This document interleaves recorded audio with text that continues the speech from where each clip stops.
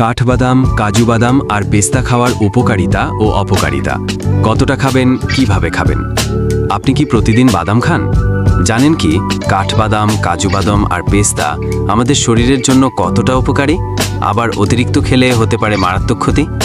আজকের ভিডিওতে জানবেন এই 3 বাদামের 10টি উপকারিতা, 10টি অপকারিতা, খাবার নিয়ম ও পরিমাণ, একদম পয়েন্ট আকারে। এখনও যারা সাবস্ক্রাইব করেন নাই, সাবস্ক্রাইব করে দেন পরবর্তী আরও সুন্দর সুন্দর স্বাস্থ্য বিষয়ক টিপস পেতে।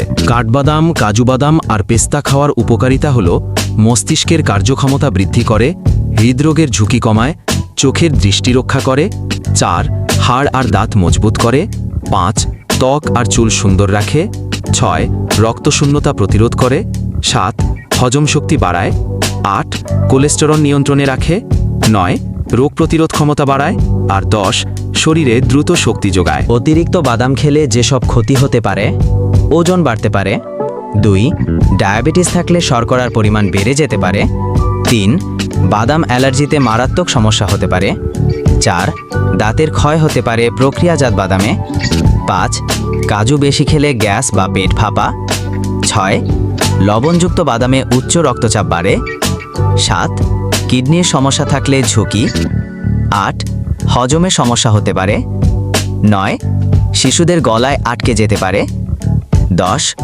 পুরাতন বাদামে ছত্রাক থাকলে বিষক্রিয়া হতে পারে। কিভাবে খাবেন? সবচেয়ে উপকারী ভিজিয়ে খাওয়াই সবচেয়ে ভালো, বিশেষ করে কাঠবাদাম রাতে ভিজিয়ে সকালে খাওয়া। লবণ বা ভাজা বাদাম এড়িয়ে চলুন। খালি পেটে খাওয়া সবচেয়ে উপকারী। স্মুদি, সালাদ বা দুধের সাথে মিশিয়ে খেতে পারেন। ওয়ার্কআউটের আগে বা পরে খেলে এনার্জি বুস্ট হয়। প্রতিদিন কতটা খাবেন? কাঠবাদাম 5 থেকে 7টি, কাজু বাদাম, পেস্তা 7-8টি। ডায়াবেটিস বা ওজন বেশি থাকলে সপ্তাহে 3-4 দিন পরিমাণে খাওয়াই ভালো। আশা করি আপনি এখন বুঝে গেছেন কোন বাদাম কিভাবে খাবেন, কতটা খাবেন এবং কেন খাবেন। যদি ভিডিওটি ভালো লাগে তাহলে লাইক দিন, চ্যানেলটি সাবস্ক্রাইব করুন এবং শেয়ার করতে ভুলবেন না।